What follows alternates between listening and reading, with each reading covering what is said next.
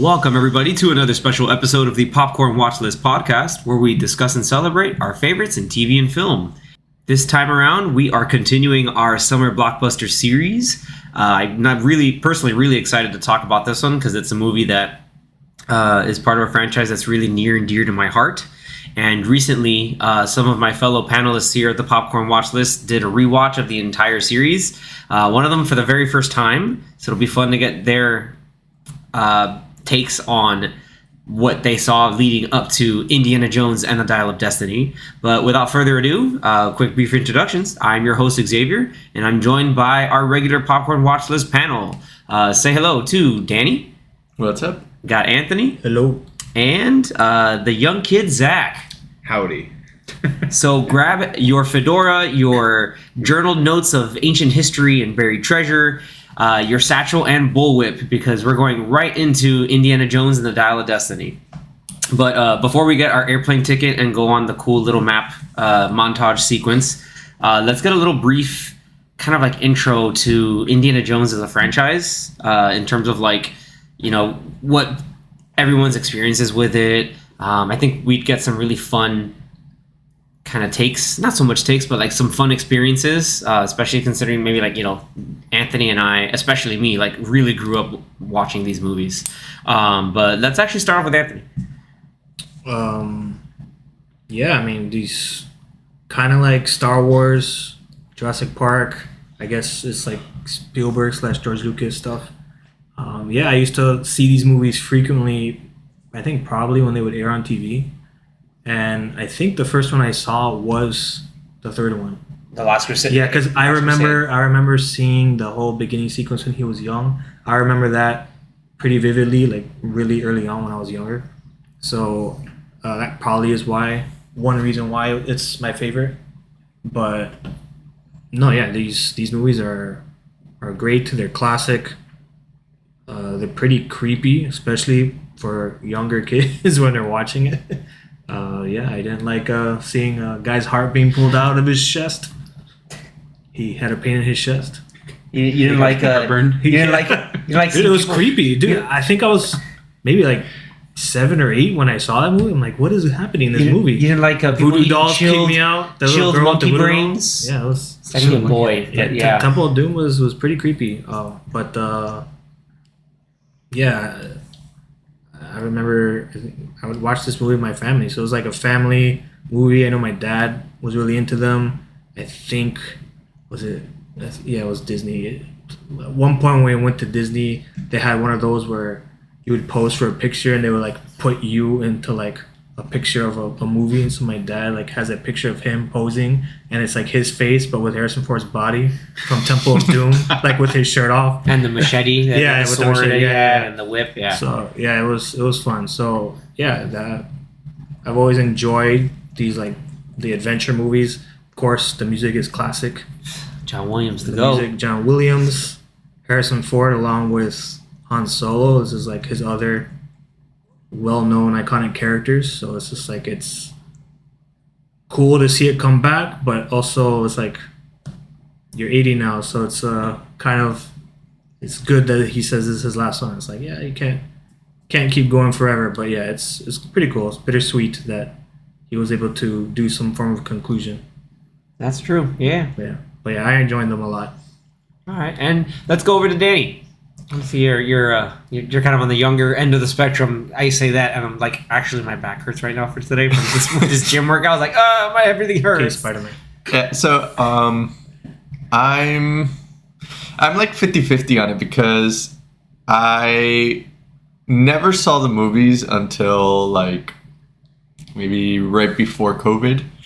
So mind-boggling to me. Yeah. Wow. Like right before COVID, I watched all three. Well, the first trilogy, and then that other random one that came out. The other random one that came out.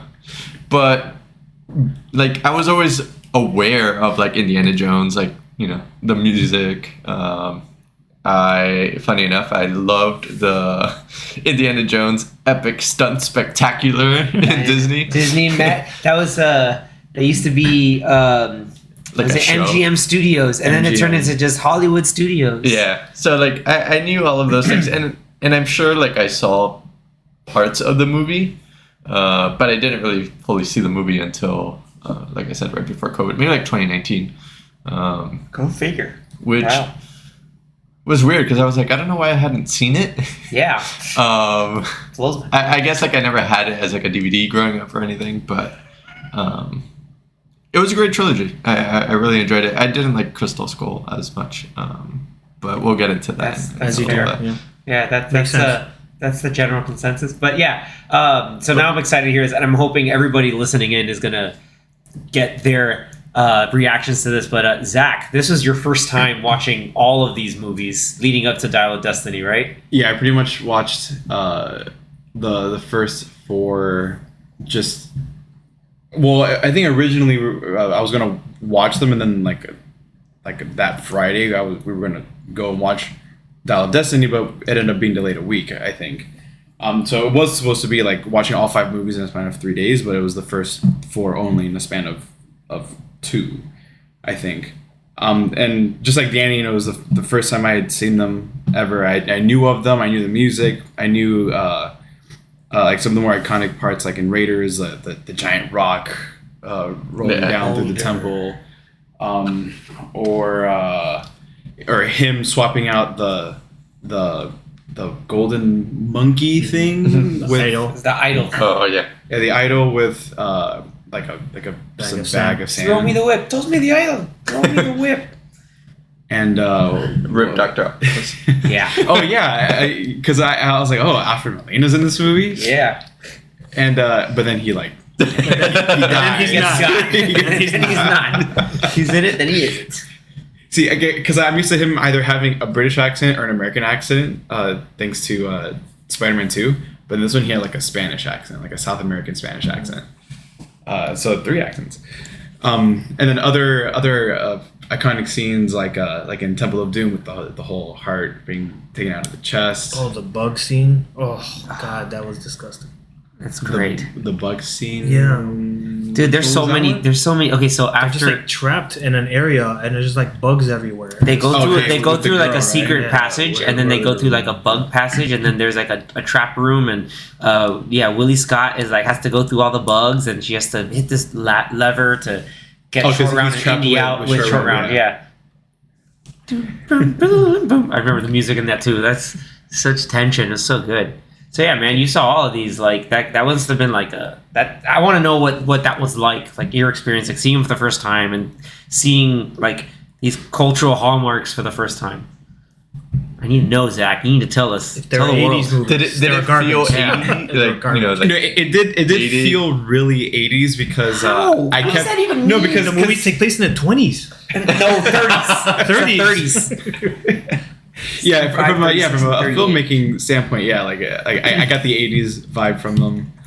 know what that means. Because like of all the practical effects they had to do, and which was gave me Star Wars. I mean, of course, same director and everything, but I mean, so not director, Oh, adjacent. same creator. Sorry, Yeah. same creator Right. and writer and everything. Reminded me of Star Wars a little bit with like all the practical effects and the set pieces and everything. All right. But I really enjoyed them. I feel like I have to watch Kingdom though again Again? because that one you're like, why? because that was the one that I don't know how I felt because like I couldn't Confused really you the most? a little bit because with how it ended with aliens, just kind of weird, but Surprise aliens. Yep. That's a TV trope thing. or as That's on one, TVtropes.com. Ancient who was it? One Yeah. of the other characters, Oxley? the one played by Kate Blanchett? no. Oh, yes. Beowulf. No, I'm kidding. No, is it John Hurt? No, Oxley was John Hurt. You're talking about the other guy, the other British guy. No, I'm thinking of John Hurt Oh, then Oxley. because he Yeah, was saying because he was like connected to the aliens. Yeah, like, he like, was to- so like, mangled and in he's his like- brain because the alien was trying to speak through them, but he couldn't Yeah. through the human. Like, it took me rewatching the movie like 2 more times to figure that out. 2 times? And Yeah. he was saying how like watched these are it with family. I think I've seen it interdimensional beings. Yeah. Like, say, are they aliens or are they interdimensional beings? Well, then are they? They're not from Earth. They're aliens. That's just what alien means. That's extraterrestrial. Well, another dimension Interdimensional is still extraterrestrial because there's not a To terrestrial. me, interdimensional is like a different Yeah, but to the rest dimension, of different to the rest of timeline, society different, and like the scientific community. like if you ever watched the CW like Arrowverse shows. No, go away. Stop. Just stop. You know what? You're done. Like different Your different airtime is done. dimensions, Different dimensions. Your airtime is done. All right. Before we get We into get into CW talk. yeah, before we get into immediately into Dial of Destiny, yeah, like it was very like I was very cautiously optimistic with this movie because I was just like I adore passionately this entire series. Like I grew up like there were 3 hallmarks of my childhood growing up. One of them was Star Wars. The second one being Indiana Jones. Like I had 3 VHSs of Star Wars in like remastered for THX for sound, and then I had the 3 VHSs of Indiana Jones when they used to sell them at McDonald's. To the point where if you had every VHS, I think had a preview for the Young Indiana Jones Adventures, which surprisingly It was like is a show, no? Yeah, Yeah, it's no, but each episode's like almost a mini movie. It's like an hour and 20 minutes. It's now at Disney Plus. It is now on Disney Plus, and I'm actually going to go back and go through it. Why? Because, and we'll get to it later, but there is an overt reference to some of those episodes in Dial of Destiny, and it's pretty. Or was it Dial of Destiny, or was it I'll remember again. But yeah, these other movies, it gets referenced overtly. It's pretty awesome. And so, I used to even like wish I had a hat and like and get like a rope. I used to have a hat and a rope that I would put on a tree and I would just swing around pretending I was Indiana Jones. Like it was like I would watch it at least all those movies like once a month. So you would swing around a tree like Shia LaBeouf? Yeah, the monkeys. Oh boy. We keep making up kingdom references to like Anthony's complete disdain, but I'm gonna head into this fridge really quick. Make sure you survive a nuke. I'm gonna go into watching Oppenheimer in the fridge. That's what I'm gonna do. So, I will say that I remember watching Last Crusade the most. I don't know why, but just something about that movie So good. is really connected with me on a personal level. I mean, Temple of Doom and Raiders are amazing. Like I can now as I'm older, I can rewatch those. Like I love Temple of Doom, but like I don't know why Raiders was always the one I would watch the least because I guess the last arc scene really freaked me out more than what the stuff in the Temple of Doom. For kids. I mean, after Temple of Doom was one of the reasons Rated PG? Yeah. Well, Temple of Doom created the PG-13 because of how wild that was. They're like, no, we need a medium between R and PG. Each movie in the trilogy is like a totally different like genre almost. Although Kind adventure, of. but like, you know. Kind of. Temple of Doom's like horror adventure. Yeah, it's just freakier. Like there's more like other types of supernatural stuff going on. But like what I liked is they always took, and every movie does this. You know, say what you will about Crystal Skull, but like every movie does this in a certain way where they'll take a certain piece of history or historical accounts and stuff, and like find a really clever way to turn it with the story and also keep it a bit of the supernatural to make it at least engaging, but still ground it in history. Well, yeah, because like whatever it is that they're looking for has lore behind it. Mm-hmm. Yeah, and they're all real objects. So like the Shankara stones are based off of just standard Indian lingam stones, which are based off to deify Shiva, which is the destroyer, god or bringer of change and stuff like that, and obviously the Ark of the Covenant is its own thing. I almost said the Chintamani stone, but that's Uncharted, which is still great. Which obviously inspiration. Very similar. Then you have these are better because they're the OG. Hey. They're OG. But then you have and then the Last Crusade is obviously the Holy Grail, and what was really the music, of course, like part of the music is what got me into studying and playing music growing up, and in college, and in really getting me, excited into history. So it was really cool, like seeing this, and so finally going like, oh, there's another one. Oh, at least Harrison Ford's in it, but all right, James Mangold's directing it, so he's a good director. He's directed some amazing movies in the past. Logan. Ford v Ferrari, and so it was like, hey, you know what? Let's give it a chance. Crystal Skull is very. Now I've rewatched it. It's like I'm borderline on those parts. So like maybe I've judged it too harshly when it came out, but the refrigerator bomb sequence still just takes me out of the entire movie. Like everything else, I can pretty much tolerate. Like the swinging monkey thing, yeah, it's cheesy, but whatever. But like it's offset by the the whole like the fencing sequences on the cars. I'm like, hey, that's exciting. That's really cool. There's a bit of stuff going on, and you know, the CGI Siafu ants. That's freaky as all get out.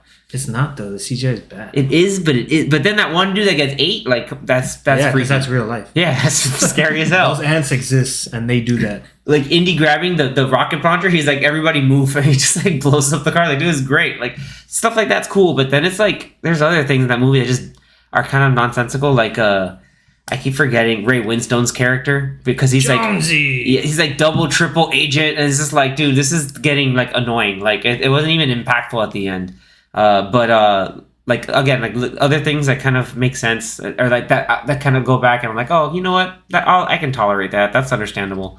Like I'm not as mad about the whole aliens thing as I was in the past, but just yeah, nuking the fridge, man, just not great. So again, different writing crew, different strategy of what they're doing with Indiana Jones now, and I thought, okay, you know what? Let's give it a shot. So it's a bit of a long preamble. Thank you for hanging tight, but we're going right into the movie. Yeah, man. So in the 60s, basically after the moon landing. So it's I think it was in 69. Yeah, it's 12 years after Crystal Skull, and so we kind of see Dr. Jones just in a new university, but kind of just like going through the motions now because he's like, hey, I'm retiring, and you know, life's not so hot for him right now. So, which it's interesting, but I can kind of sort of relate, or like, you know, it's relatable, I think, in a certain way. Like it kind of makes sense. It's like, oh, you know, like it kind of you get what's going on there, but you know, I think from there, like it kind of moved. The movie kind of like before we get there, I think we have the whole like prologue sequence, which I kind of just skipped entirely. So yeah, I was like, wait a minute, that part I actually really liked. It's like a 15, 20 minute. 20-minute prologue. Yeah, I mean the movie itself is kind of long, right? I was like, yeah. How long? Like Danny, you've got some facts on the movie, right? 2.5 hours, I think. I'll let you know right now. Yeah, he's got some. It's like 227. Because No. we get a de-aged Harrison Ford, which looked really good. Yeah, for the I think most so. part, it looked really, really good. It was 155 minutes. 2 hours and 20 to Two- 155, so 2 hours and 35 minutes. Yeah. Yeah. It was a pretty solid run. Yeah. Obviously, we saw who directed it. It's James Mangold. Do we have a budget? Because I know that's going to be part of a very It's Yeah, interesting so discussion about, you know, what the reported budget because it's a range. right now is actually. showing around 294 million. that is expensive. And I've heard in other places that it might be like 350 Yeah. Here, because they reshot almost the whole movie. well, here it's showing 295 Yeah. to 400 million. I think they made like 2.5 movies What? with this budget. Yeah, that's why the budget's so high. Jeez. And then Yeah. in terms of like box office, domestic opening only made 60 million. And then Opening, yeah. worldwide opening was 130. And then now currently worldwide it's at the 300 million mark. So it just broke the reported budget. Wow. Not even adding whatever they used on. Marketing Marketing. and everything else. You know, there might be corporate synergy tricks going on, but yeah, it's that's a bit. And then fun fact, the de-aging took about 3 years with 100 VFX artists. Good lord. Not surprised. That makes sense. It looks it's- really good. Yeah, it's by far the best De-aging, de-aging that, for sure. that has been on a movie so far. And Yeah. then they also had some parts where they did like practical effects. Like I don't know if you guys have seen the behind the scenes, but they had someone where actually like The stunt costume and mask. Yeah. Like a while he was on the of Harrison motorcycle. Ford? Yeah. Yeah. So that was pretty cool. Like that actually helped a bit. Yeah, and you can blur. It's like it can be blurred up a bit with any camera Yeah, Or just make trickery. it dark. The scene Well, it was a dark. Well, it's at night. Yeah, the whole Planes. thing is That night. was on purpose. Yeah. so that they could mask a lot of the. Of course, CGI. that's what I call the Pacific Rim trick.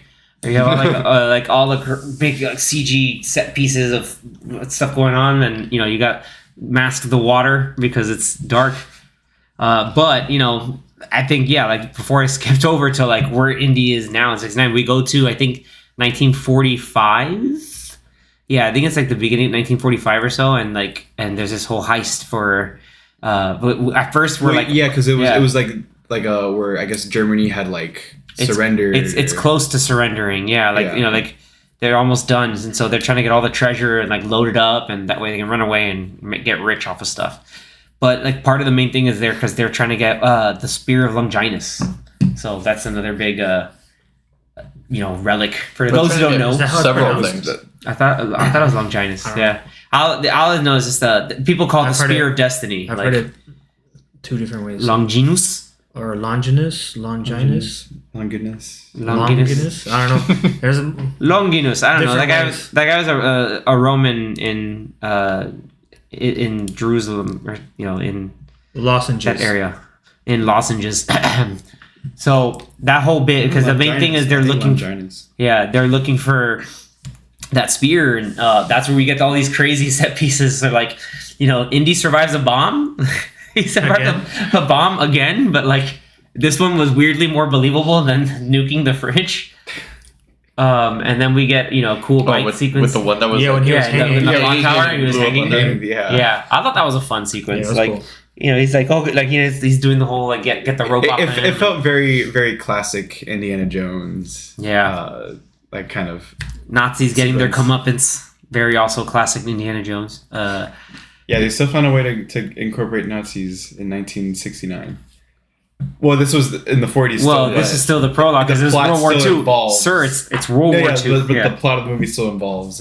And like the whole sequence, like again, like his like fudging of I gotta put on a disguise, and like, dude, this guy's straight up a spy. Which, if you find out, like he was definitely a spy, and from Crystal Skull, like he did the stuff that they're doing, like in this movie, was like they alluded to in other things, so it was cool to see. And then that's where the whole idea of like, you have a slightly de-aged Mads Mikkelsen, right? Yeah, I noticed he didn't look as good though. Yeah, he just looked really like smooth. Yeah, just smooth. I was like, we'll spend all of our money on Harrison Ford. Yeah. And the leftovers is Mads Mikkelsen. Yeah. Hey, but Toby Jones just had nothing going on because they just had makeup on Toby Jones. Good on Toby Jones.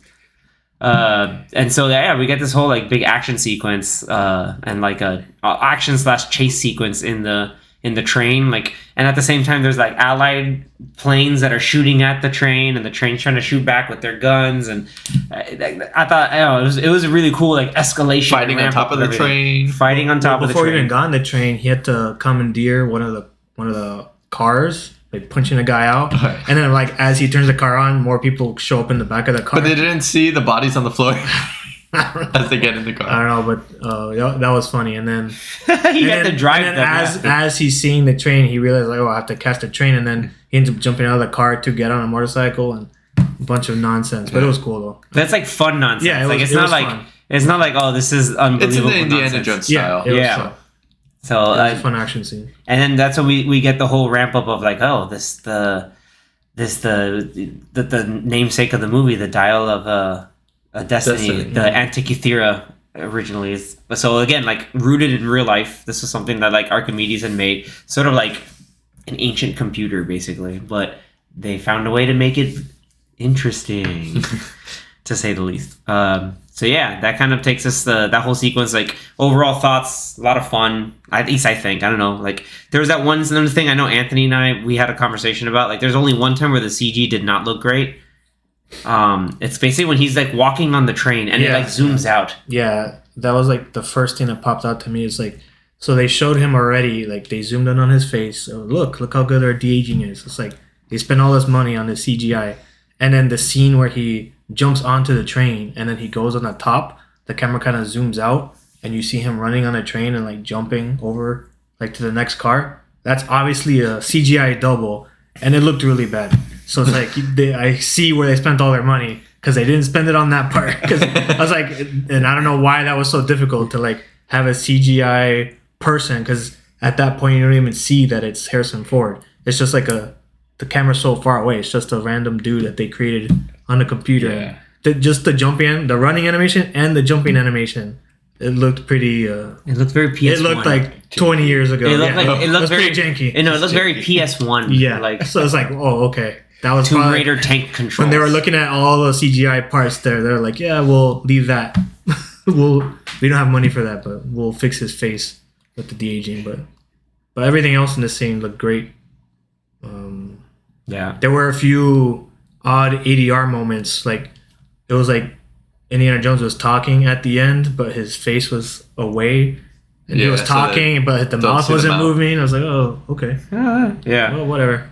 But that was probably to Yeah, minimize the Yeah. It's CGI. like, we don't want to make CGI lips while he's talking and DH. So it's like, all right. The I only get thing, it, I the get only it. thing I want to know is like, yeah, you introduce Mads Mikkelsen's Voller in the movie, but like, yeah, like it's a whole fight. We have to try to get the Antikythera from him, And he just straight up dies. But like, He died. like he should have been dead. Like, and this is where I'm just like, you know, I'm suspending a lot of disbelief That's here. like the most But I was just outrageous like, thing in this that movie. is the most outrageous thing in the movie. I'm just like, yo, how one is he scar not on dead? this guy's face. Yeah, Not like, the thing nothing. that happens at the end of the movie. That's the most outrageous thing in this movie. Yeah, no, again, like the thing at the end of the movie, I was like, oh, that's great. Like, I'm cool with that. Like, so, like, yeah, this is gonna be. We're going Nobody to. will survive Yeah, that. definitely, we're going into spoiler territory of the movie. So, like, if you haven't seen it, be warned. So, we're gonna go into some stuff, but please, if you have, then you'll be able to kind of listen along. So, yeah, that whole sequence, it kind of establishes the main kind of like MacGuffin of the movie, and then we get to him in '69, and stuff has changed. You know, there's a divorce papers. He's living in an apartment by himself. He's got rowdy like hippie roommates. About to retire. Yeah, he's about to retire. They give him a really crappy gift. He's just like, "Why'd you give me a clock? This is garbage." I like how he just gives it to a random person on He's the just like, street. "Hey, you want this clock? Thanks." Like, I oh, like- that's very like Very Indian. grumpy Indiana Jones. That too, just like, yeah, why not? Just here, have this. And He's just being Harrison Ford. yeah, right. He's just being Harrison, like grumpy Harrison Ford at this point. He's like, I don't want to be where it's lame, and that's where he was. Like he's ending his career lame. But during one of his lectures, because he's just, again, everybody's like half like, I don't know what's going on here, but like he's talking about Archimedes, the siege of Syracuse, and he has this one student this one like person comes into the room that just kind of like is, I know exactly everything you're talking about, and it's Phoebe Waller-Bridge's Helena Shaw character, which turns out is related to Toby Jones's character. That's his daughter. So basically, that's like Indy's goddaughter at a point. So yeah, he find that out. does say. Yeah. Yeah, it's her goddaughter. So it's pretty cool to see that, like, there's again more connections to it, and from there, like the plot kind of unfolds and goes through. Like you end up seeing, like Bowler is still alive, surviving Somehow. that headshot from that railway sign where he should just be like destroyed, but he's back. So this is implied that he got recruited for Operation Paperclip, so that they could help bring over German scientists to help them with like rocket tech and some other stuff, and then which ended up helping his calculations and stuff helped him get to the moon. So that's that was the whole thing. Like Yeah, he does mention that. It's implied. That he was the one that got them there. Yeah. I mean, him, but also the ladies from Hidden Figures. But then again, you also tell he's definitely a Nazi at heart because he's just like, he's that one, like the He's characterization like with. grilling that guy. He's man. grilling that Jeez. one, The waiter. the waiter at the hotel. He's just like, you think you won your freedom? It's like, no. He's like, you didn't win the war. Germany lost the war. I was like, damn, somebody's still salty. Like, calm down. But it kind of like leads into his motivations of what is going to be happening there. So I like that. I like that a little bit, kind of like establish more the villain. And then we see, what's this guy from Narcos' name? What does he say? He's Boyd like, Holbrook. He says like, "How's that working out?" Like that they won the war. He's like, "How's that working out for you?" He says something along those lines. Yeah, it's just like, what have you, Like, like, basically in a way of like, what have you done with your victory? Like, are you enjoying your victory? It's like, I mean, yeah, like, what do you want me to say, buddy? Like, that was so weird and scary because like his just the whole room with him and his goons. I was like, what if they're just gonna like mercilessly kill this guy? I think he was implying that's like you're not really free because you're like an African American in a country that at that time was still like pretty racist against African Americans. So he's Yeah. kind of like But also still he grilling the was- guy yeah. like, oh, like, so you're happy that you won your freedom, but are you really pretty much Yeah. saying like, are you really free? Are you really, really happy you're free? Yeah. We would also like, would it be better if you won? Because the Nazis were the Nazis. Yeah. Let's just say that. So But Mads Mikkelsen being a good villain. yeah, man, That's pretty that guy. As per the usual, Yeah. he was even good in freaking Doctor Strange. He's good in. I mean, he was great in Hannibal, but he's so good in Hannibal. It We can was just go also off. in Fantastic Beasts. That's right. Le Chiffre. He was Le Chiffre in Casino Royale. Just That was the template. yeah, For he that. really started that up. Yeah, Mr. Doctor. No, that's Doctor Strange. Mr. I love that. That whole scene. Strange. He plays it so straight. By the way, which he does in this movie too, as well. Like he just plays he plays the villain straight. Like he's not. There's no mustache twirling. It's more just like man has straight up conviction, which made him a really believable villain in this movie. In any movie, really. Yeah. Then from there, like this whole thing going on where like there's a like they try to jump him in his university and they It's like it's the FBI working with Mads Mikkelsen, right? I believe so. It's like either some offshoot of the lady, FBI. The lady that's with She's them, CIA. technically. CIA. She's CIA, but yeah, okay. the other guys are with him. They're just like his goons at this point. But Boyd Holbrook's character, he was just like really tagging along. I'm here with the doctor, and then you have that really huge guy. Guy's monstrous. Like no one could escape that man except for Teddy later on. But Oh yeah. oof. But so yeah. Anyway, what was cool to see is like you get that whole chase sequence where he's riding the horse through he gets captured but then escapes. He gets on the horse. I saw that there's that nice that little hint of like what happened to Mutt Williams is that like he's just like hell no we won't go when they're like doing the like we're gonna protest the Vietnam War because Vietnam's still going on at the time and so like there you can tell I felt like there was a little bit of like sincerity behind that. Obviously he's like trying to make a distraction to get away, but there's also like hey like I believe in that because my son died in the war, spoiler alert. But yeah, like I don't know, like that scene I don't know felt like the stakes were high and there was like a lot going on, and then also like Helena basically like sold him out. I was like bye, Just screwed him over. deuces. Yeah, I need this thing, gotta go. So it establishes this Helena's being this like character out for herself. But, Back and forth. Yeah. But that Like, still makes even- more sense than Ray Winstone's character. Even at that moment, like when she like trapped him in there, like did she not think that he could possibly die there? That's the only thing that was kind of like. So you just like trapped your godfather in with these people who are killing people? Well, later Kinda on, she weird. talks about like he kind of like never really kind of abandoned me and kind of lied the whole thing with my dad. And oh look, we're supposed to destroy it, but so didn't. I want to kill So you. I need so well I don't know. It indirectly seemed like a kill you. jump. I don't know. Seemed like a jump. I don't know. And she did also kind of lie to him at the bar. So No, that yeah, another she was thing. a jerk for most of the movie. Most Yeah. of it, not all of it. She was a jerk. I mean, there was one like jerky moment that I was like, okay, good. They finally called her out on it, and I think it's when she started to like turn around. What, after the boat? Yeah, after the Dude, boat. when that happened, I was like, She's like, yeah, she's why like, are you like excited? she's like, whoa, we did it and everything. He's like, dude, one of my best friends just died. and She's the like, whole crew. Like, yeah, and she's like, oh, the she's like, damn, the that's cameo true. of Antonio Antonio Banderas. Banderas. He It's still like- had his it's like cool his accent. He's Cameo like, in Uncharted. very cool diver. No, he had more charisma in this movie than Uncharted, though. He's just kind of mean. He said not stop being in movies for 5 minutes. And they're all about adventures him- and treasure. Yeah, Look at that. give him bigger roles. Think about it. Yeah, it's adventure. They, and they treasure. almost could have just taken a whole part out and shaved off like 20 minutes of the movie. The whole Yeah, but boat they needed to go in the boat. But the boat had the. But they other wrote piece. that in the movie. Like, Yeah, the they other wrote piece- we have to find this to find this. Because it's in the other. Yeah, You the could other have half of it erased is that in the boat. and removed like 20 to 30 Yeah, minutes. but of then you moments. wouldn't have gotten the eels, which are like The sea snakes that he snakes. hates. Snakes I hate in snakes. the ocean. That was snakes. fun. I Yeah. thought that was funny. Immediately he's like, eels. Yeah, it's just like, It's oh, he's like, I thought he no. was gonna be like, I hate them. He's just like, why? Snakes. You can never get away from it.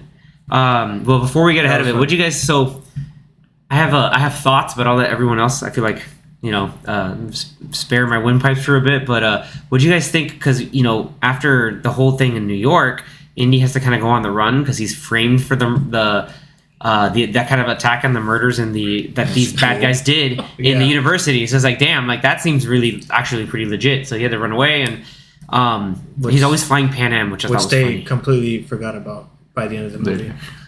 No, I think they cleared. Yeah, whatever. No, they didn't. They didn't clear anything out. Yeah, the movie just in the background. Yeah, they'll be like, hey, this guy did it. Oh, okay, whatever. Also, here's this treasure I found. Oh, okay, that makes sense. Anyway, before I get ahead of myself, they end up having to go to, was it Tangier? Yeah, they go to Tangier to find, to stop the sale because Helena's going to sell the thing.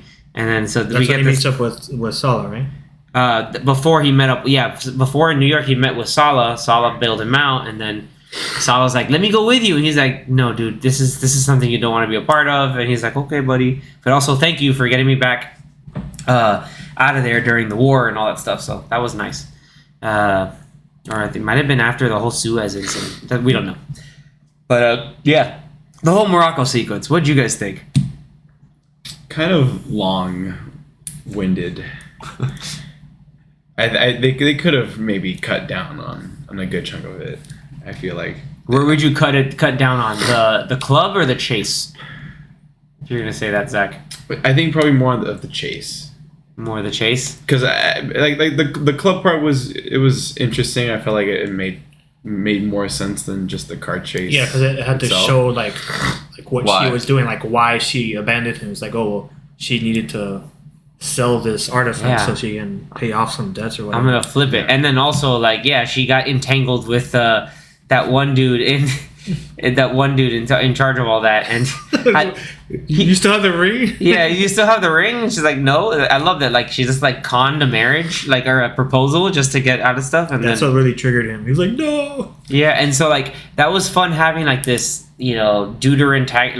secondary antagonist like chasing after them as like that should have added a bigger layer to the chase, but it felt like it was like too much. The chase was just either too much going on or like they dragged it on for longer than it could have been, at least for me. But like there were points where legitimately entertaining, and like the whole idea is like, oh, I know where I'm going because I know the city, and they're like, I know it too. But then like they get into their own hijinks, and then you meet little Teddy, which is like a sort of like callback to Short Round 2. Yeah, Short Round 2, but a little scrappier, but, more thievery than Short Round. Short Round wasn't trying to steal everything. They just both cheated when they were playing cards. Do they ever mention Short Round at all? No, which is the sadness part of this movie. This movie could have been a great way to bring him back. That's what they should have spent money on reshoots, just to like have him at some point. Yeah, that would have been the perfect opportunity to bring him back into that. Yeah, or like it could have been like something along the lines where maybe he looked it up and was like, hey, these are the notes I found on this back then. And because maybe Short Round ended up, going into his own university thing and getting to his own little hijinks. That was like the whole, like, a lot of people's theories is that, Short Round became his own thing, modeling himself after Dr. Jones. But anyway, yeah, the Morocco sequence at least gets us to where, they're figuring out where the other half of the piece is. One scene I really liked in the Morocco sequence was in the club or wherever they were. Pocket full of 50 Cent. He's saying like, "Oh, this is my goddaughter," and then he throws out the whip, and then everyone just pulls out the gun on him. Yeah, he's like, "Oh!" He's kind of like in the first one where, the guy is like sword. It's just like boom, it's like a shot. So, do you know the fun... I love saying this. Everybody, I think, knows this trivia, but you guys may not know it. The fun fact is, the reason why they did that, he did it that scene, was because he was sick with the flu. He's like, I'm just going to play around with the prop gun. End the scene. Yeah, and they're like, dude, that's hilarious. Let's do it. And then it's like, okay, you know what? That works. Yeah, like, you even see in his face, he's like, stop. So, like, there's a bit of that kind of flair into it where, like, he's definitely out of his depth. And, it's like, oh, there's all these, buyers. What's going on? And Voeller's there, too, trying to get his thing going on. And it's the whole tangled web of everybody trying to chase after this thing. One for just the money and clout, but Voeller because of his master plan. Then... What'd you think about Teddy? Like, as a character in the movie? Kind of annoying. I didn't think he was that annoying. Like he was there. Like he served his purpose. It wasn't like he's not like the most memorable kind of thing there, but also like it's not later like on he had better. Yeah, like he had better stuff to go later on, and I think he like started seeing, like, I love how he was just like, oh, he's like, the kid was telling to Helena, like, saying like, oh, he's gonna make you, like, it's making you soft, or like, we gotta be after the prize. Like, that was kind of a good layer to him, because, you know, another, like, you know, kid from the street, like, he's kind of keeping his eye on the prize. Like an odd relationship. Yeah, and like Helena's the one that's like, maybe I need to get back to kind of what's important here, especially, you know, after the sequence where they go diving to get the other piece, and then Helena mind games Voller into, you know, getting the dynamite. So that was pretty good.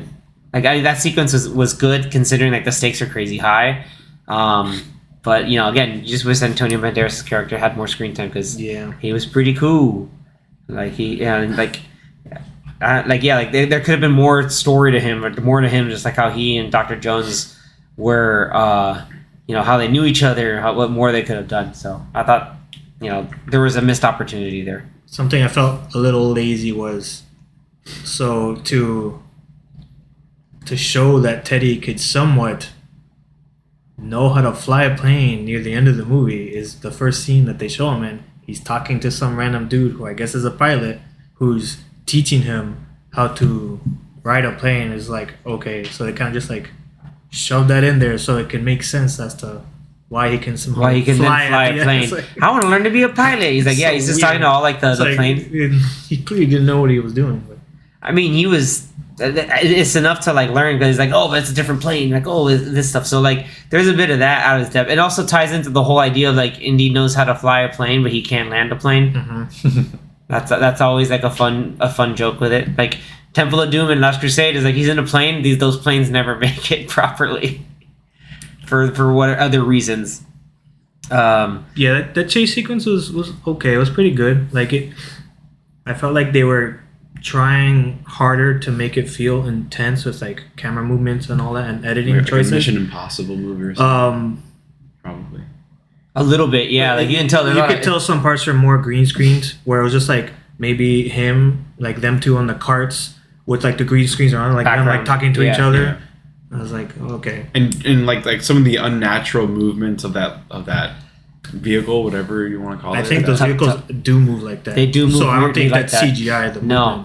I'm sure some of it was. I did like some of it. Like when they would do like the hard turns. Yeah. Like, Yeah. oh. Yeah, I like did something like that, the like cars. it's 3 wheels. I feel like it would have tipped over. I like the little bit where like he jumped from one car to the other back over. Like, that was fun and like exciting too. But like, there was always this whole like, we gotta chase him. No, we can't chase him. And I then, like how they make it seem like it goes so fast. Yeah. but it really doesn't. Probably going like 40 miles an hour. At most, not guys. Yeah, even it's not even close. like maybe 30 or something. But then like Go the shots in the car are like 60, 70 miles an hour.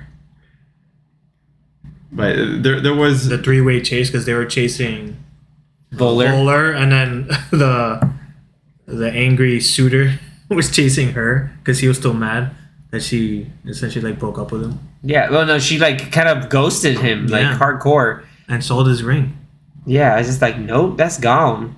Yeah, freaking Raheem just like, oh, he's like, you know what happens when Raheem finds you? You're just like, what's going on here? But then like you see the guy, he's just like, oh, but I love you, oh, no, come back. It's like, like this guy's all over the place. And like he gets the sword, but then like doesn't like. And he gets his car stuck in between an alleyway. Yeah, that thing That's just right, got just stunned, like just done.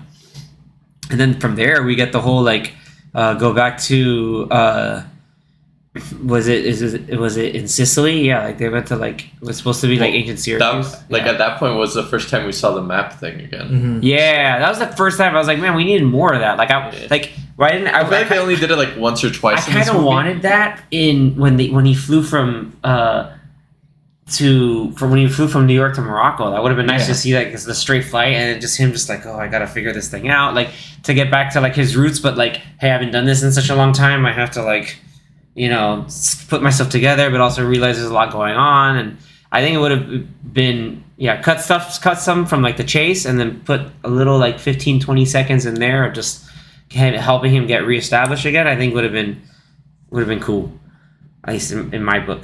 But that's a different thing. But then we get to the caves, which I thought that whole sequence is really I cool. like the caves part. Yeah, when they're in like ancient, what's now that Sicily, Syracuse area. So that was cool, and then he talks about like all his older journeys and past stuff are just like I gotta, so in this movie he talks about like stuff that happened in Temple of Doom. I talked about it earlier in Crystal Skull. That's when he mentioned that like he got kidnapped by Pancho Villa. Like that actually happened in the Young Indiana Jones like series that came out. That's when he was like when he was climbing, he was complaining that all his he's just joints like hurt. I've been shot like 7 times, once by your father. Everything hurts right now. I don't know why I'm climbing up here. I've been stabbed by voodoo. And it's like the version of voodoo is like the really freaky like Maharaja Singh kid with the doll. Yeah, that part always freaked me out because like he was just like, I'm gonna stab this dude hardcore, and that's really mean. And then Short Round beat his ass. Yeah. No, and then that's more like character bonding, and then like Teddy was kidnapped, and then he has to try to escape, and so he's trying to like do the quick escaping. Man, he ends up that guy Hawk, like the really huge dude, like this is after the whole diving boat sequence, with the eels, which is cool because he had the flares and stuff, and that's when they had just made it back to land, and they stopped to kind of see the town, get some Bowler caught up with some ice cream, stole the kid, stole Teddy. They kidnapped Teddy. Yeah, because he went to grab ice cream, and he was kind of like exploring the town, and then he sees. That's why you get ice cream first, so then you don't get kidnapped. And you stay still. Why was he like? But I was. He also like pickpocket that kid because that kid was a dick. Well, what did he pickpocket him? He pickpocketed these kids that were like making fun of him. Yeah, I know, but he pickpocketed money so he can get ice cream. Okay, he jacked all their cash, rightfully so, because that guy was a dick. He was just like that other kid in Luca. Remember that one like douchebag kid with the bike and like he had his whole crew. Yeah, like that kid had his comeuppance too. What's with all these like weird Sicilian kids just being assholes? You're just saying that. I don't know. Don't go to Sicily. I guess, right? Yeah, just don't go to Sicily or do anything. Bullied. Now, one thing about that whole sequence was what was he looking at when right before he got captured? Because he was looking at the boat, I guess. He saw that it was Volar's boat. He saw Volar's boat, and then Volar came out of like nowhere. And he's like, Cotton Eye Joe. He goes, "Hey, what's up, little kid?" And he's like, "What? I gotta go now." And then he got. Okay, because I didn't recognize the boat. Oh, I thought it was just that's the look. It's Volar's boat, dude. You're in trouble because they know you're here. Even though it's because they followed the wake of their own boat. It's like, they're going west. Why? Let me just use binoculars. Yeah, and we'll follow them. Well, because they took the boat all the way from Greece. Yeah, over to Sicily. Classic Belloc raider strategy. I'm just gonna follow Indiana Jones and steal his junk. Because that guy was a dick too. I'm surprised he even had enough fuel to get there. Yeah, why not? They probably didn't. Yeah. Or for the sake of the movie. Yeah, for the movie. Remember, we're suspending disbelief here. Yeah, a lot. A lot of it. A lot more than I anticipated, but not as bad as Crystal Skull's suspension of disbelief. How did Indiana Jones get on the plane if he was like wanted for murder? Whatever. I don't know. Hey, I'm going to give a random name and here's some money. Give me an airplane ticket. Okay, thanks, bye. There's no TSA back then. True. How did he get on a friggin' dirigible in The Last Crusade? They could have given a random name. No ticket. Well, he had a ticket. He didn't punch friggin' what's his name? I forgot that guy's name. I know off the top of my head, but that or Pan America. Volker? No. Or Pan Am. Another Pan Am. Or stuck to security. They didn't need to worry about security at the time. But that was a cool sequence. Again, more of the archaeological stuff. There's traps, like Archimedes' tomb is what they're looking for. So that's basically the puzzles and the riddles that they have to figure out. It's in his tomb, which is dope because at first, because that's why the whole thing that Helena did at first sounded like to me I was like, that sounds extremely convincing. And then she's just setting everything up just for the dynamite. I'm like, oh, okay, this is all fake. Because Volar's a mathematician. He's not a historian, so he's not gonna completely, he's not gonna try to fact check you on it. He's just gonna be like, yeah, that makes sense, exactly, cool, let's do it. But they get the tomb, they get the other thing, but in the end, like, Indy, adds another gunshot wound to his, in the arm, which he didn't die this time. I know, it's crazy. If it was on his shoulder, he would have died. Where did he get shot in the arm? It was the arm, right? It looked like it was in the shoulder. I think it was in the shoulder, dude. So yeah, invincible shoulder plot armor, maybe. Yeah, in the 60s, shoulders were stronger. Yeah. So and then it comes to the whole like idea MacGuffin of the movie is like the Dial of Destiny is supposed to be like a computer to compute time, or like to kind of find holes in time, or basically like time travel. So I'm like, oh, this is cool. Yeah, finding like, a fissures in time. Yeah. I was like, oh, this is cool. Like, this is again like a bit of that kind of stuff. I wanted more of that. Yeah, my biggest thing with the movie is I wish they would have gone more into that type of like that plot device, and maybe gone through different time periods. That would have been cool. It's possible that may have been the original premise, and they probably cut it. Yeah, like because I feel like the whole deal was the Dial of Destiny, and we only get to see it's like the last use like the last 5 minutes. I remember hearing rumors about this movie how like maybe using the Dial of Destiny you go back to like his important moments, and which had gone back to like other points, and that's why there was the de-aging, because he was back in and like seeing himself, or just like he had to like go and like basically like grandfather paradox himself in order to do certain things, because if not, then like he'd break history or break time. But I think thematically there are a lot of rumors about this movie. There are some rumors that like with those events happening and like kind of recreating those, that I heard one rumor that he was gonna end up dying in like older times, like from maybe like the first or second movie. And then that his goddaughter was going to supposedly take over for him. And then she was essentially going to become like Indiana Jones from the 30s or 40s, doing what he did in the older movies. Supposedly. Which that doesn't make sense. That could have been completely that's wild. wrong. Yeah, that's definitely wrong. That would have been nuts and crazy, but... Wrong because like it doesn't make sense timeline, because they still talk about... They bring it up at the end, so then... Voller has his whole master plan of like, I'm going to this date, like this date and time, and because... Helena's father had figured it out. It's like, like this thing's supposed to like take you back into the past and or to the future. Semi-jack. Yeah. Back to the past. No. And it's funny, I was like, oh, why is he going to August 20th, 1939? I'm like, why is he going on my birthday? Like, what's going on here? Like, I was like, oh no, did something bad happen on my birthday I don't know about? And he's like, and then you find out the master plan for Voller is like, I'm gonna go back and kill Hitler because that guy was an idiot. And it's like, okay. Yeah, like, do it. He's just like, what? But at the same time, it's the whole like you can't break history like that. It's like Rhodey in Endgame. Yeah, it's like you can't go back and just completely jack everything up. Inglourious Bastards.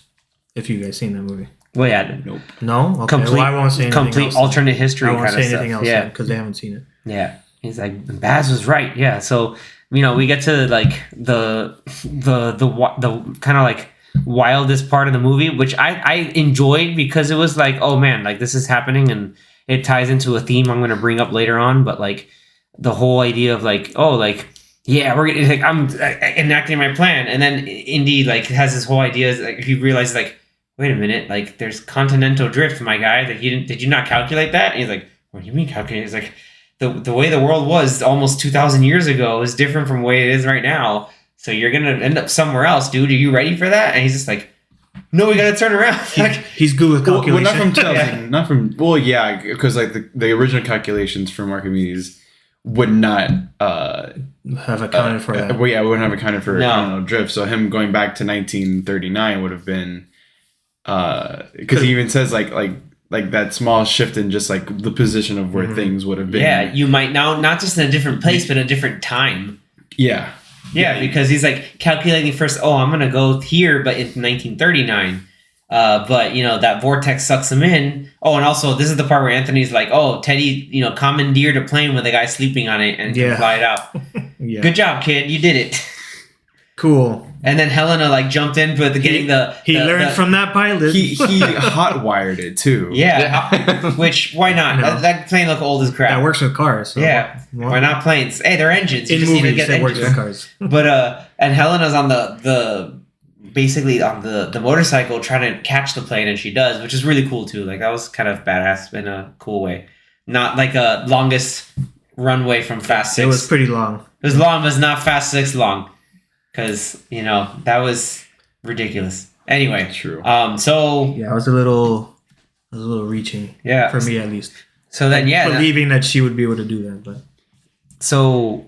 Then, they end up getting to into the siege of Syracuse, through the time fissure. Like, we're in time. And Indy sees it too. He's like, oh no, like we're totally out here. And even Bowler the whole time, like Bowler's just like you can see that man's in pure shock. Like that dude just cannot handle that he's in a completely different time, not from what he calculated, and he's just freaking out. Meanwhile, you have Roman soldiers on triremes shooting ballistas at the plane, and it's cutting through. They think it's a dragon. Yeah, some scary air monster.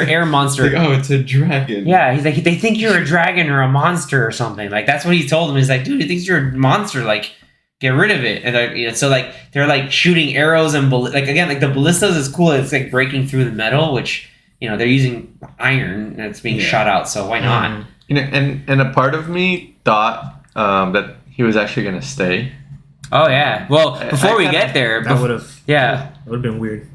Before we get there, I thought it was really cool that they saw that like, oh yeah, this is kind of going all jacked up, so we had to break. Like we got to get out of here. So he and Helena get the parachute and they get out, whereas Bowler and Kleiber, like they just.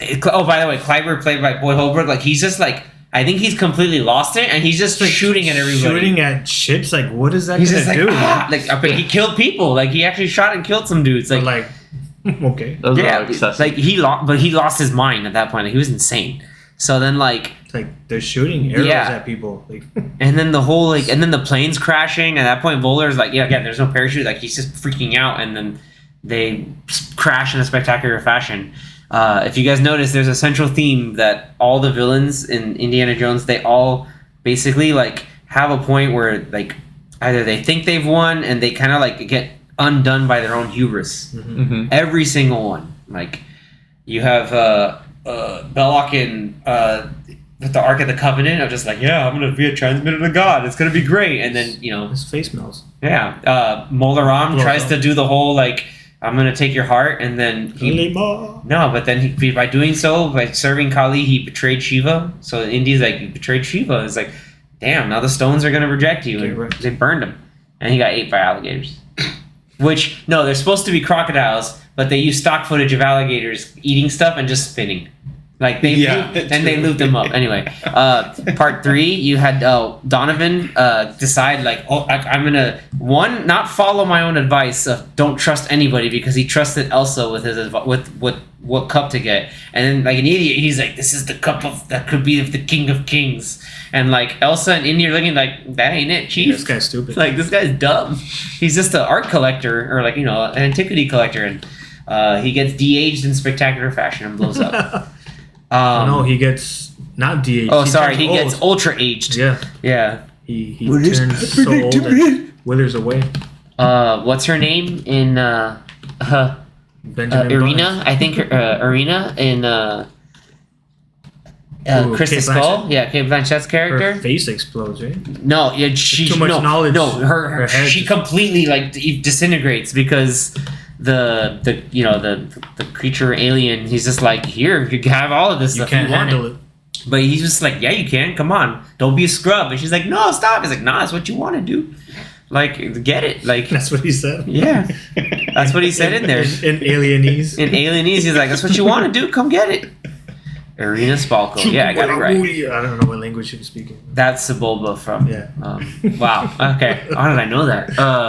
And then obviously Voller, gets like, plane crash, ultra destroyed.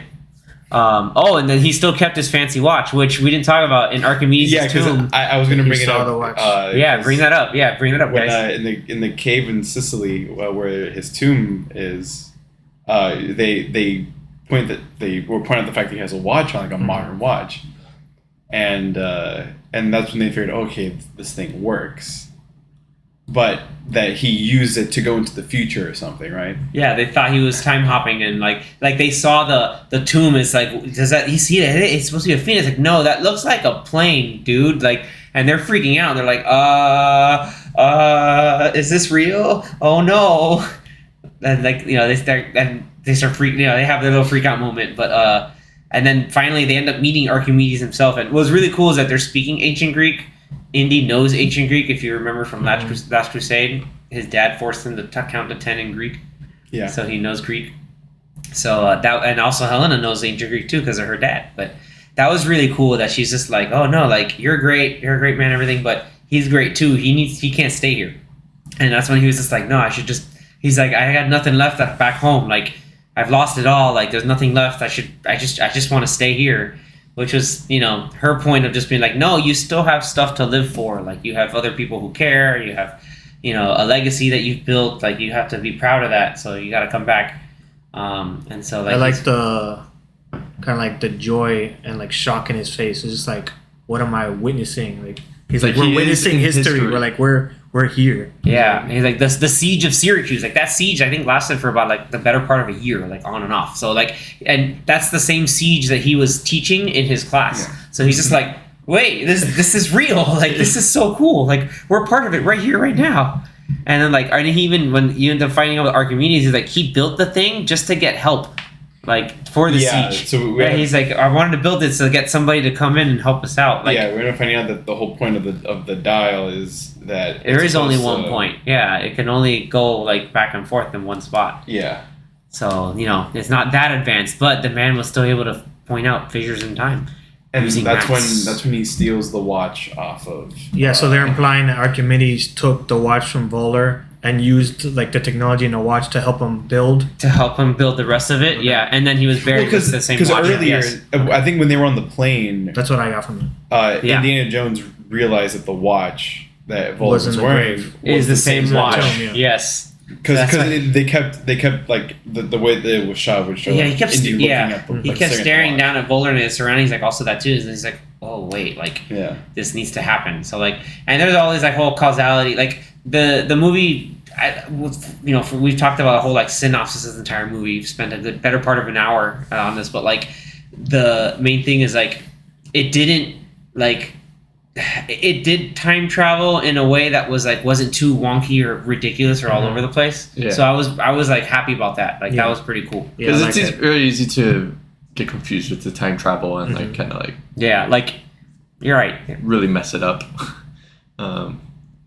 But I think they did it pretty well.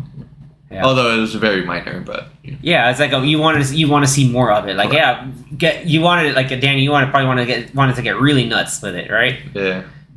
Or maybe a little more. But I think maybe the more you do put in, the more confusing then it gets, and then the more like convoluted it gets. Yeah, that's why I thought it was kind of. Yeah, I think they chose wisely to keep it secluded. See what he did there? It shows wisely.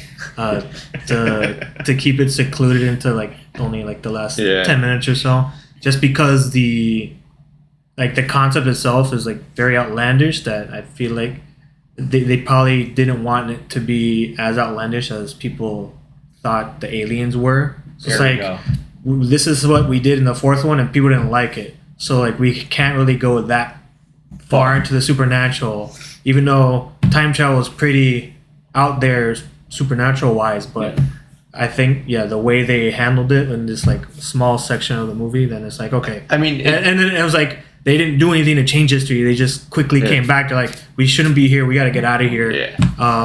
I think it was like the cool big reveal and like the big like that they were in the clouds falling, and then like not until they come back up and they start seeing all the ships, you're like, holy crap. Yeah, you see ships like, they are not in Germany. Yeah, I was like, wait, there's... We're not in Germany. And then not in the 30s either. They were not in the 30s, so they were not in 1939, like, 30 years back. Like, hey, I want to go The build-up was cool, because it was like, they went through the little wormhole, or the fissure, I guess is what they called it, and then the build-up of, so where'd they go, and then, you're like, it's boy, here. It's there. This is what they're doing. Like, it's the siege of Syracuse. Oh no! Like this is so wrong. And then Mads Mikkelsen really sold it. Of the whole like, oh, like what's going He's on? like, abort. Turn around. Like he's just like having a freak out. I can't. It's dragging us in. But like, why couldn't they go higher? He made it seem like they couldn't fly higher. Well, I think the engine went. The engine, remember, they stalled through the fissure, Did they? and then Yeah. if it but stalled didn't they through the like fissure, turn it back on and not float back up? partially. It wasn't all the engines were on, and one of the Okay. engines got shot by a ballista Well, that was later. because they thought it was a dragon. because they thought it was a dragon. Which, if you were those Romans or Greek transplants that lived in now Sicily, you would probably believe that too, Mhm. because that was some freaky shit. And then it was like spitting nothing and killing you with bullets, whatever, man. Those Roman guys just like screw that thing, shoot it down. Good job, Romans. But it was it was really cool. Like you got to finally get to see Indy like interact with living history for the once. So I thought that was nice, and I think it was a good way for like a good temptation moment for him, because like he never really succumbs to all that, with the small exception of Last Crusade of him like trying to get the Holy Grail. But like you see it where it's just like, no, I'm not gonna mess with it. But this time he's just like, He just wants to be all in it. yeah, I want to be all in it. That's all I've got left nowadays. But hell That's what knows she's for my saying. She's like, if you stay here, you'll screw things up. yeah. Not only will you screw things And you'll up, but die you'll in like miss it. 10 minutes. Yeah. Even though he was shot for like 40 minutes Yeah. and bleeding out. But again, shoulders were stronger back then. Yeah, they don't make shoulders like they used to. Harrison Ford is built tough. Ford tough. And That's then right. he got. Sponsor us, please, Ford. Then he got punched in the face. I know. Yeah, dude. Yeah, then he got knocked He's the not hell gonna- out. Guess Good she's job, Helena. strong. Guess she has a strong punch. No, I hit him in that 60-something-year-old jaw. I love the punching sound effects. That never goes I know, away. it's awesome. Just like that never gets out of there. Classic. But yeah, and in the end, so you see like he comes back home and you got the kind of the dial is still there, but It a belongs nice- in a museum. right? Well, maybe not that, but then at the very end, it kind of like did a recap of everything, and then it was really nice. Although I wish we would have had more, but it was really nice to see a bit of we got Marion back. Of kind of like, hey, like you're in a bad way. The best part of the movie. Yeah, like that was really nice, and they brought in the little theme from Raiders. Yeah, John Williams still did the score for this, right? Yeah, it was his last movie. Last movie, so good job, John Williams. Still made it good. His Last Crusade. No, which funny you mentioned that. So the whole opening prologue sequence when they're in World War II had a lot of musical cues from Last Crusade. Nice. Yeah, so that was I loved And there that was a lot. also a train sequence. Yes, because the train sequence and he was a kid. Anyway, yes, that's why Last Crusade is the best one in the series. No, I'm kidding. So with that being in the end, like that feel good moment with him and Marion at the end, and he grabs his hat. That was really cool. Like just I again, like how they recreated the whole, like, where does it hurt? Everywhere, and then they did the whole, like, the reverse kissing scene. That yeah, was very nice, very touching. that was really nice. Yeah. It brought back good memories. My sister was in the theater, so she's like, "This is so nice." Yeah, it was, Yeah. I teared up a little bit. I was like, It's a good okay, that's feel a good, it's a good way to end it. I was I like, that's like pretty good. the last shot as it zooms in on the hat. Because he's literally Hanging hanging up. his hand. Hanging The up the hat. hat. Yeah. And then obviously he took. Yeah. it. He's like, "No, but I need it back inside." He's like, But they kind of had that similar thing in Crystal Skull where the hat The was on hat the goes. floor. I don't Yeah. Then, remember how and then down Mutt it picks is. it up. No, he was about to pick it up. And he goes, "Oh wait, no, I need that." And Indy's like, yeah, nope, that's He's mine. like, "That's mine, kid, son." we mentioned that they killed him off screen, right? Yeah. okay. Because they did the Vietnam thing. Okay, right, Yeah. right. Yeah, Yeah, 'cause they mentioned it like twice. He died. Yeah, they in mentioned Vietnam. it in Shy the off news screen. report after like the whole thing in New York. Yeah. Don't talk crap about the movie you're in. That's a story for Yeah, good man. advice for you young actors. Yeah, don't talk crap about the movie you're in, especially if it's a movie directed Is by that freaking what- Spielberg. Is that what happened? Yeah. Yes. He talked crap about the movie after he did it. Yeah, I was like, "Oh, it The wasn't same a fun thing that happened experience." with Megan Fox, Megan Fox. and Transformers. After the second one, Which is funny because they were both in Transformers. yeah, she talked crap about Michael Bay, and And she Michael wasn't Bay's in the like, third one. Where did she go? Whatever. She cheated on him with a Decepticon. I don't know. Like, but point is, like, yeah, like it would have been cool, in a other scenario, alternate reality thing. Like, we could have had like another adventure with Mutt and Dr. Jones. Like, and it could have been like a or mini. short round. Yeah, or like another like last. It would have been like a Last Crusade redo, but Yeah. like with this other thing, that would have been really dope. Like it would have been cool to maybe have this one have like a lot of returning characters come back and like be the yeah, like we had Sala, who was nice, who's Closing still of alive, it. which was nice. But Obviously, Marion. Obviously, Antonio Banderas' character, who he's known for a long time. Yeah, which like would have been more of, which would have been nice. Like I It's a think waste. with the whole like is this a good end to the franchise? I think like the last couple minutes of it are like a good end to the movie and the story. Yeah, this Okay. idea like there's still something to worth hanging on to and like living because like he was kind of like down in the rut, especially like, hey, I'm retiring at the end of the semester. I got nothing left. Like I'm not adventuring and grabbing treasure, and I'm not, with the love of my life, and I'm not anything else here. So I just feel like the middle of this movie just kind of like drags on a little bit Yeah, too. I agree. Yeah. too The long. beginning is good. Some parts in the middle are good, and the end is good. yeah, Is it the Yeah, longest it's kind of- one in the franchise? Yeah. By far. yes, it is. Yeah, 'Cause- they could have shaved off like 40 minutes. Because I don't mind long movies 20. as long Yeah. as as long as there's like good stuff in it. Yeah. Like, I mean, you feel the runtime a bit on this one. Yeah, sometimes in some points, but yeah. then other times like, oh, we're back to this Yeah, point, and then we're- like, hey, it's gone now. Like again, rating Archimedes' tomb, like the whole sunken trireme where the other half of the Antikythera is. Those kind of things, like have more of that, but like a lot of that is set pieces. So like, how do you go from set piece to set piece, without making things be really like whiplashy all over the place kind of stuff.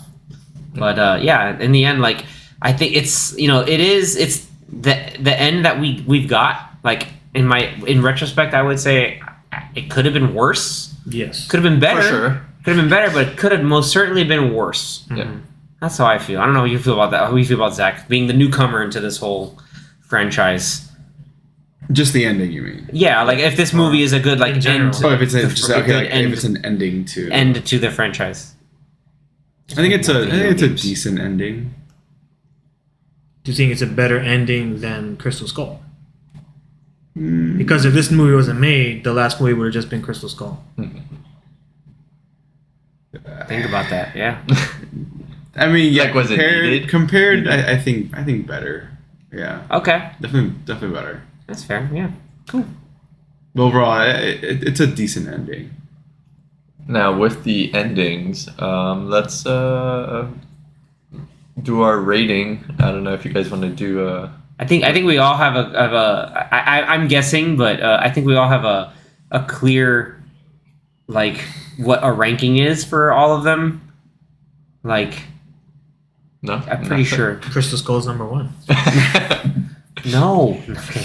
That's not how this works. No, I'm kidding. Number Today's one. opposite, number- right? It's number one. Number one. All right. You know what? Let's start with Zach. I'm curious to see what Zach's rating is.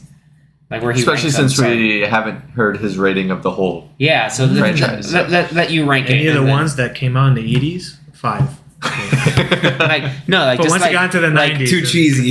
from worst to best. Go. Yeah, Let's go from so, worst to yeah. best. All right, so worst. Okay, Kingdom Skull. Okay, Kingdom of the Crystal Skull. Okay. Is your best or worst? That starts from worst. Oh, yeah, okay, I'm doing worst. worst to best. Okay. Like 5 out of 10. Like it was whatever. It wasn't too bad. But it wasn't terrible, right? Then I would put this one. I think this one's a solid like 6.5 out of 10. Okay. At most. Yeah, you don't need to go to like number rankings, but it's Yeah, just just 5, just 4, our- 3, 2, 1. Yeah. I mean, I still think a number rating will give you like an idea of what I think of them. But I feel like the rest are pretty even. With I think an order would have to be 2, 1, 3. Okay. So From worst to best. 2 worst, or not worst, but like 2. Actually, no, 2, 3, 1 because 1 is iconic. Okay. So you put And they're all like He puts number Temple one of as his Doom. best. Yeah. Crusade and then Raiders 2, is 3, iconic. yeah. You know, Yeah. okay. All right. That's what I thought he was gonna do. But those are all like pretty tied to me. Like if I gave them numbers, like I think at least an 8 or not, like 8.5 out of 10 each. Okay. Solid. Cool. Danny, what would you do? I think I'm very close with Zach. For the least, Yeah. then For this one, Temple of Doom, and then like pretty much identical in rating. I'd probably say I like The Last Crusade better than Raiders, So it's Raiders and then Last Crusade. I think I'm the same as you. What did you have as your best one? Your favorite? Last Crusade. Yeah, I'm the same as you. So same order. Okay. Yeah, same order. Yeah, this Dial of Destiny is going into it. I wasn't really expecting anything because of how disappointed I was with Crystal Skull. Mm-hmm. So the fact that it was pretty good, like it was decent enough for me to be like, yeah, like it was entertaining and fun for the most part. Better than Crystal Skull, and that's kind of all I wanted. Like I wasn't expecting this movie to be Better than anywhere Agreed. near Yeah, any of the original trilogy. And if it was, then I would have been extremely amazed. But just the fact that it was good, like good and fun enough to be better than Crystal Skull was good enough for me. And like, yeah, the ending was I'd rather this ending, much better ending to close off the story because Harrison Ford's not coming back than whatever we got with Crystal Skull. So yeah, that's kind of my same order. Even though there is still a lot of moments of suspending your disbelief in this movie as well, I just felt like it wasn't as much as Crystal Skull. So yeah, Okay. yeah, same order. Same order. Yeah, I mean Raiders is really good, but Last Crusade literally has them riding into the sunset. Like you could have just ended it there, Yeah, you could have. but All right. he rode into the sunset and hung up his hat. So No, he kept his hat on. That's cool. All right, Anyway. then X. All right, so I'm gonna do a little bit of a surprise because this is all for like mostly for personal reasons when we get to the top three, which is the original trilogy. But yeah, we're all in agreement that it's Crystal Skull and then Dial of Destiny. But so Last Crusade is, as you can tell by this conversation how it's acted just now, like that's obviously my top one. But so in third place, and this is extremely close, is actually Raiders for me. Nice. And I'll put Temple of Doom like just ever so slightly above it, just because although like there's no Indy being an archaeology professor, but this is like him like in his like his sort of like prime.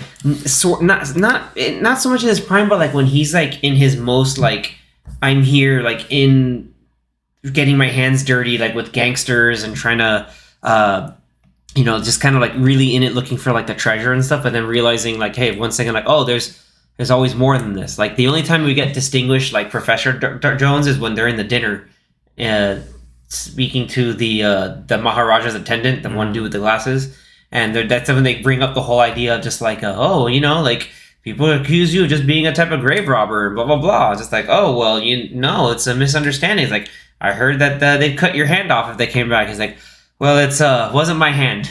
So like it took me a long time to realize what he was talking about.